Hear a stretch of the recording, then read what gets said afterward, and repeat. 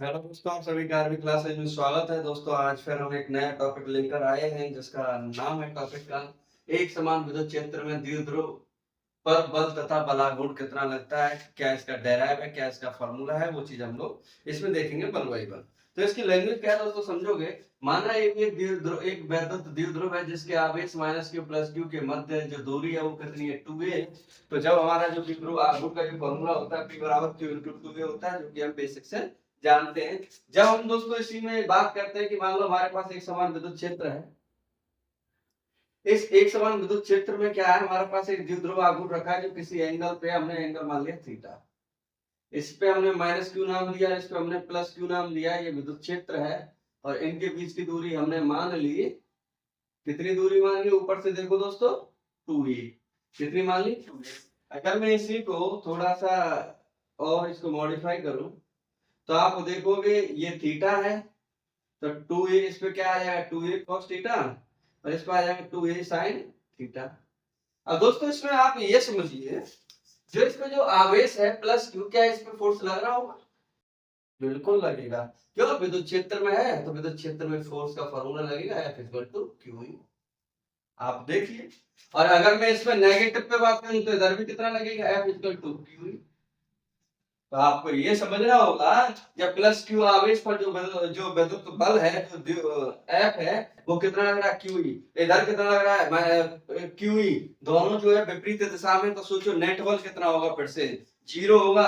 जब नेट बल जीरो होगा तो आपको ये समझना होगा कि ये इसको रोटेट कराने के लिए क्या है, ये मूव है। तो जब कपल जनरेट होगा, कपल का मतलब होता है, एक तरह से हम बोल सकते हैं कि इसके अंदर जो है एक बल युग्म पैदा होता है। उस बल युग्म की वजह से हमारा द्विध्रुव आघूर्ण बनता है, वही हमें इसमें निकालना है। सॉरी, बल आघूर्ण निकालना है। बल आघूर्ण कैसे शो करते हैं, ताऊ। ताऊ नहीं, टाउ, TAU, टाउ टाउ।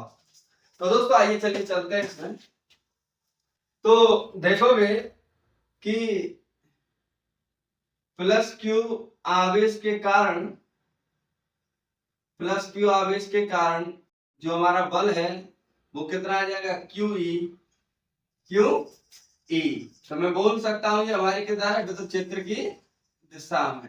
किसमें आएगा दोस्तों, विद्युत क्षेत्र की दिशा में। जिधर दिशा होगी उधर आ जाएगा। अगर मैं सोचो माइनस क्यू के कारण अगर मैं पता करूं तो आप कितना आएगा, क्यू ई। लेकिन किस तरह आएगा, विद्युत क्षेत्र के विपरीत दिशा में। भाई विपरीत दिशा ये है, इसके विपरीत ये है। अगर जब मैं कुल बल निकालूं, क्या निकालूं दोस्तों, कुल बल, तो आप देखोगे अगर मैं उस डायरेक्शन को प्लस मानूंगा तो इस डायरेक्शन को माइनस मानूंगा। मान लो ये F1 है, ये F2 है, तो F1 माइनस के F2, तो QE माइनस के QE, तो ये नेट बल क्या आ जाएगा, जीरो। यही तो बताता है ये जो रेखीय साम्य अवस्था में, ये रेखीय साम्य अवस्था। साम्य अवस्था का मतलब ये इक्विलिब्रियम में रहता है, ना तो ये इधर मूव करेगा ना ये इधर मूव करेगा। जहां है उसी के अराउंड ये क्या मूव करेगा, किस डायरेक्शन में, सर्कुलर मोशन में, मतलब गतीय पथ में ये मूव करेगा। तो इसलिए क्या बन जाता है, रेखीय समवस्था। अब आगे देखिए, आता है द्विध्रुव पर कुल बल क्या होता है हमारा, शून्य। तो इसलिए हमारा जो एक समान विद्युत क्षेत्र में जो ये बल युग्म बन रहा है, जिससे द्विध्रुव पर एक प्रत्यानयन वाला गुण कार्य करता है। आप ये समझो, मेरे पास ये है, मान लो किसी एंगल पे रखा है, तो मैं इस पे फोर्स लगाऊं, ये ऊपर से लगा रहा है, ये नीचे से, तो आप देखो तो ये ऐसे नहीं मूव करेगा। यही तो कपल है, यही तो बल युग्म है, इसी को तो हम द्विध्रुव आघूर्ण बोलते हैं। तो दोस्तों हमें समझना पड़ेगा कि जो द्विध्रुव आघूर्ण नहीं दोस्तों, बल आघूर्ण। तो बल आघूर्ण, बल का बल लगा के उसे घुमा देना, वो बल आघूर्ण है। इसका इसे हम टाउ से रिप्रेजेंट करते हैं। तो टाउ बराबर होता है बल इंटू लंबवत दूरी। क्या बोलेंगे दोस्तों, बल इंटू लंबवत दूरी। अच्छा, बल कितना है, F। लंबवत दूरी देखो, ये अगर F है, F इस दिशा में है, तो लंबवत दूरी क्या होगी, 2a sin थीटा। दोस्तों ध्यान से समझो, बल आघूर्ण मतलब क्या, बल आघूर्ण क्लास 11 का टॉपिक है। बल आघूर्ण मतलब होता है टाउ। टाउ मतलब क्या होता है, बल इंटू लंबवत दूरी।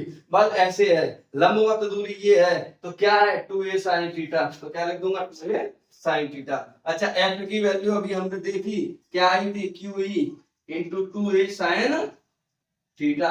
अगर मैं इसी में बात करूं कि मेरे पास जो टाउ है, जो टाव है तो टाव में अगर मैं बात करूंगा तो मैं अगर ई लिखना चाहूं तो इधर लिख सकता हूं, या फिर Q इंटू 2A इंटू ई साइन थीटा। अगर इसको थोड़ा सा लिखूं तो Q इंटू 2A क्या होता है, P साइन थीटा। याद करो दोस्तों, ये P साइन थीटा है क्या,